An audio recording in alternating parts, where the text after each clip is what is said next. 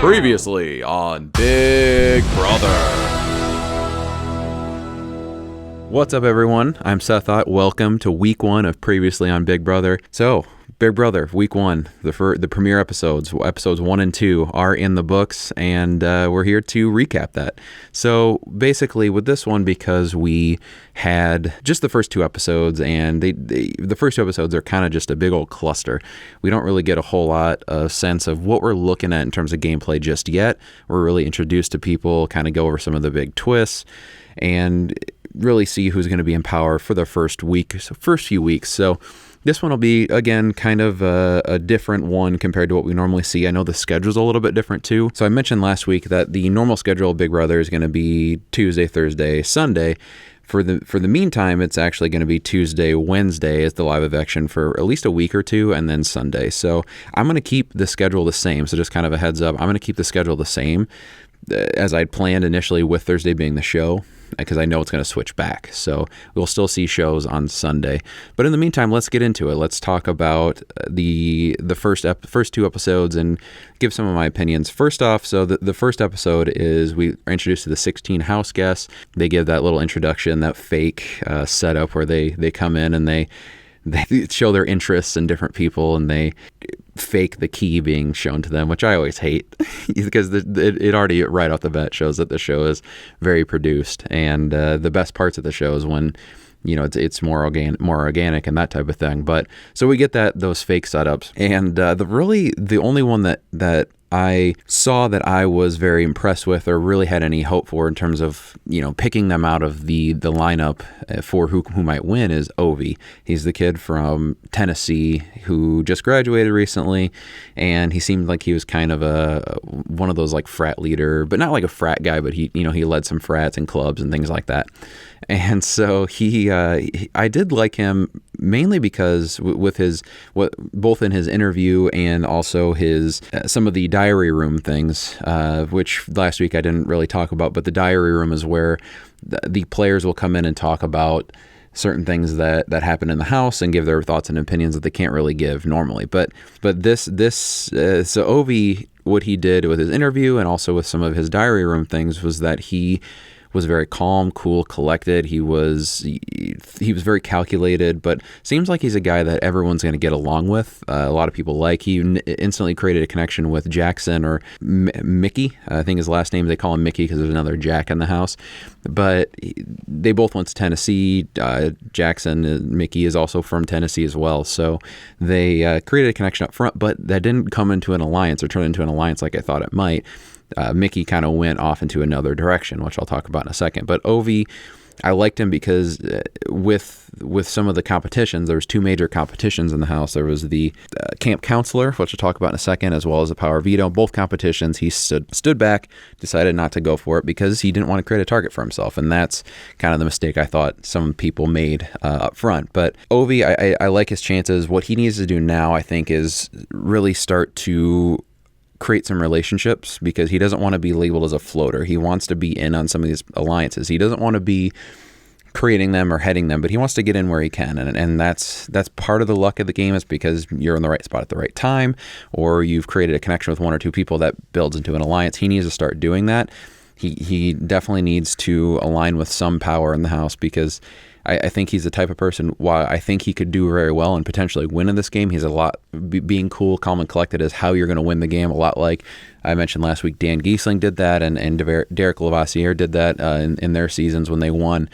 He has that same demeanor and he has that same potential, but I think he needs to, again, find someone he really trusts, find someone he really can go to the end with, have his ride or die is what they call it, his partner, and find that early on and go to the end, because I think he can. I really do. So he just needs to find those alliances. He needs to stay under the radar. I don't want to see him in anything major the first 2-3 weeks of the show. I want to see maybe him create that alliance and some friendships, maybe in a few comedy moments to show that he's getting along with everyone, and then he goes to the end. So he's who I'm looking out for right now. I mentioned some of the power. So the end of the first episode, or middle of the end of the first episode, we were introduced to the big twist. The whole season's Camp BB themed. The first episode, they had a new power called the the camp counselor power, which the only thing they revealed was that it gave safety. And so we had a handful of people in the house go up for that. The winner of that was Jackson Mickey, or Mickey. I'll just call him that from now on because we have the other Jack, who was incorrectly labeled as Jason Momoa, which is pretty hilarious because he looked a lot like Jason Momoa or Aquaman. But so Mickey, he went in and campaigned to get this power. Basically, how that worked was that the whole house voted, and whoever had the majority votes was the camp counselor. He did it. He wins, and then he immediately has to basically banish, is what they call it, 4 people, where 3 will come back in. This is why you don't want to win power right away in the Big Brother house. And I did mention last week, and it kind of seemed a little confusing, so I'll clear that up. You don't want to win head of household right away. You don't want to win it in the first, I would say, 2 to 3 weeks, unless you absolutely have to, because it creates an unnecessary target on your back. With this camp counselor power, what he just did was not only show that he's okay, now he's the popular guy, he's someone that people are going to look at, he's automatically got eyes on him. He's definitely athletics. They already knew he's going to be a competition beast, and he's personable. A lot of people like him, so he's got a decent social game. Now he's created a target because he's in charge. He's the leader. People are going to gun for the leader. And then also he immediately made 3 enemies because one of them left, potentially coming back too. So with that competition, it's kind of a funny competition. They had to all crawl back into the house in the pitch black through different tunnels and find different signs. And that we had Cliff Hogg, who I mentioned last week. I don't think he's going to do very well in this game just based off his personality. Jessica, who went up to, she wanted to be the camp counselor as well. She didn't get it, obviously. David, who is the photographer, who was probably the smartest out of the people in that competition. He was not completely agreeing with what the excuse was for not being in the competition. And so he was the one that Mickey wanted out. And then we also had Kemi, who really didn't talk to Mickey, so she just got put up there. She didn't campaign to not be in this competition. Everyone went in there to try and say, I don't want to be in this. She was the only one who didn't, because I don't think she's going to last very long in this game. She's very strong-willed and very opinionated and very, seems like she's going to butt heads with a lot of people. Those type of people go out pretty early. I expect her to be gone pretty early too. Cliff was also a guy that actually I think could be a floater down and kind of carry himself down the road. I don't think he's necessarily, people like him too, so I don't think he's necessarily going to get, win or even get into a good alliance, but he will be a floater. Jessica also is kind of someone who I think is probably someone who kind of floats along, but also has an opinion. So she's probably going to go out pretty early, I would guess too. But out of those 4, David is the one who doesn't come back. He was the one that Mickey wanted out anyway, so that was good for him. And I think for the most part, his excuses and reasoning were good for who he put on this competition. Cliff, Jessica, and David all wanted to be the camp counselor, so that's a good excuse to put them up. He didn't say that to David, though. David, he said that he wanted a strong player in the game to make sure that, that one of the other weaker people go out, or whatever the case may be. And then again, Kemi didn't talk to him at all. That's a good excuse. Otherwise, though, I think he didn't play that very well. Again, he shouldn't have won this. He coming into the house with just being athletic, being likable, he already has a target on his back. He just put an even bigger target on his back. I can see his reasoning for, 1 week of safety, whatever, but that's dumb because you just automatically put yourself in the spotlight. You don't want to do that. But in doing the power, he did the one thing that was good, as he created himself an alliance. This alliance, they don't think they have an official name yet, but it's Power 6. It's him. It's Jack, who's Aquaman. Nick, I believe his name is. I don't know, other than having tattoos, I think. I don't know what his characteristics are. Holly, Isabella, and then the eventual head of household winner, Caitlin. So Caitlin also has a fun thing going on, too. She has her ex-girlfriend's family member in the house, so they know each other, and those are always fun when you have previously known people, because that gets to the point where, do they work together well, do they not? You kind of see a fun interaction. I'm interested to see where that goes, especially with both of their personalities. It looks like it could be a lot of fun with their interactions. So with that, though, we go kind of travel into the head of household, and Caitlin winning, I think, was it was good for her game, I think, in this case, because she already has an alliance. She already has the power on her side. She has the numbers on her side. I think the thing, though, with this alliance, it was put together very quickly. It was put together with kind of just like you knew. I don't see this alliance going very far, especially those first alliances like that, built based off power and not getting to know each other, generally fail first. So I don't see this group going that far together.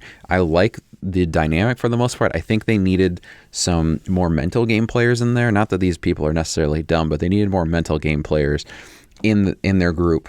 It seems like they're just more athletic and endurance type people, which can be fine for a little bit. But again, I don't see this going very far. So that was kind of the basic recap of the week. I know we have another power coming in, something like has like whack in the title. I can't remember exactly what it is. They always have these like America Votes type powers. I think that's what it's going to be. It might even tempt someone, whatever the case may be. But I think I think this early on, it's been fun so far. Again, I'm really only looking out for Ovi. I mentioned Cliff last week. I think he's going to be the comedic relief. They like him because he's the older guy.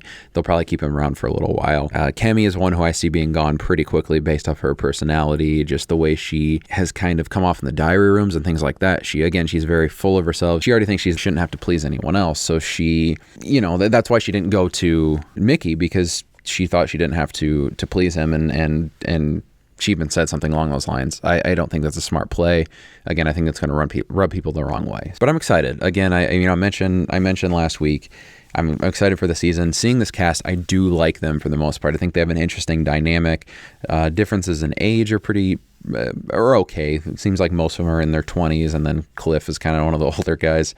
But other than that, I think it's still a little bit early to tell how the gameplay is going to be. I still have no idea what Ovi's going to do. I really hope he ends up being as strategic as I think he is. I don't like this Power 6 alliance. I think it's good that they got together in alliance. They're in the right thinking, but the way they got it together was way too sloppy for me. So I don't see that going super far. Other than that, we don't have a lot of inclinations on other alliances or other people joining up, other than maybe Caitlyn and Tommy, who Tommy is that guy who she knows from the outside. I could see them being a ride or die to the end, and they even mentioned in their little interviews and in diary rooms that they hope their family understands that they're working together. Thought that was kind of funny, but yeah, it's going to be a fun little season. I'm excited to see what other twists happen. Going back to David real quick, it sounds like Julie, when he was evicted, she said, "David, you're out of the game for now." So he's probably in sequester. He's not going to get sequester. Is where they, just what sequester means. They're not allowed to go back into the real world yet. They will be going back after they're officially gone from the house, and they can go back and watch the season.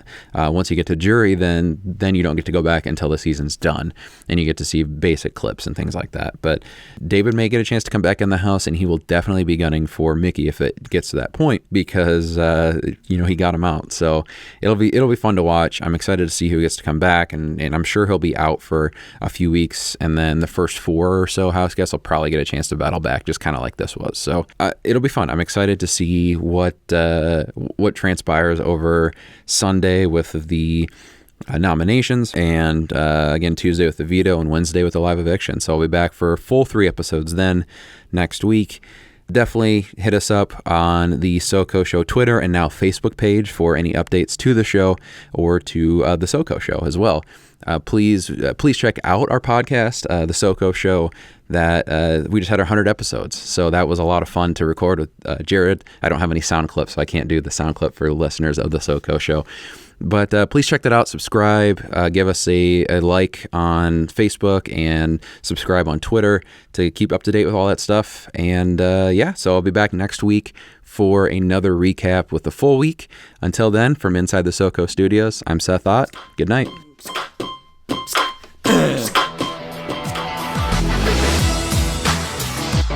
Previously on Big Brother.